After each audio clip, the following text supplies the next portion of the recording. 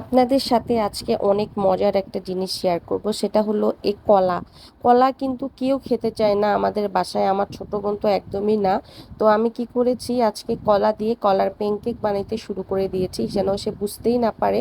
এখানে কলা দিয়েছি, তারপর 3 চা চামচের মতো দিয়েছি সুজি, 3 চা চামচের মতো দিয়েছি এখানে আটা, তারপর 1 চা চামচ গুঁড়ো দুধ দিয়েছি, আর একটা ডিম দিয়ে ভালো মতন করে এটাকে মিক্স করব, যেভাবে প্যানকেক বানাতে হয় ওভাবে আর কি।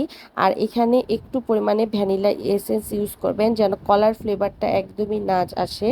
আর বাটার দিয়ে এটাকে বানাতে হবে, তবে বাসায় আজকে আমাদের বাটার ছিল না, তেল দিয়ে করেছিলাম, তবে কোনো সমস্যা নেই, তেল দিয়ে করলেও করতে পারেন। তারপর এখানে আমি দেখেন প্যানকেকটা রেডি করব, চুলার জালটা একদম আস্তে দিয়ে প্যানকেকের যতটুকু পরিমাণ দিতে লাগবে, আপনার যতটুকু সাইজ করতে চাচ্ছেন সেভাবে করবেন, করে একটু সামান্য রাউন্ড শেপে করে দিব, তাহলে হয়ে যাবে। আর আমি এই ব্যাটারটা রেডি করে আমি 10 মিনিটের মতো রেস্টে রেখেছিলাম, না রাখলেও পারেন, অসুবিধা নেই। একদম চুলার জালটা আস্তে রেখে প্যানকেকটা এখন রেডি করে নিব।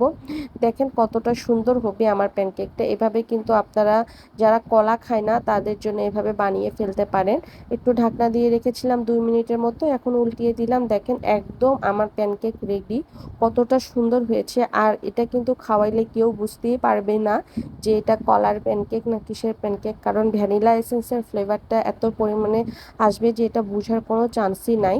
এই তো আমি এভাবে সবগুলা প্যানকেক এক এক করে রেডি করে নিব। এভাবে খাওয়ালে যে কলার গুণটা থাকে সেটাও বাচ্চার শরীরে যাবে, বা যে খেতে চায় না তার শরীরে যাবে।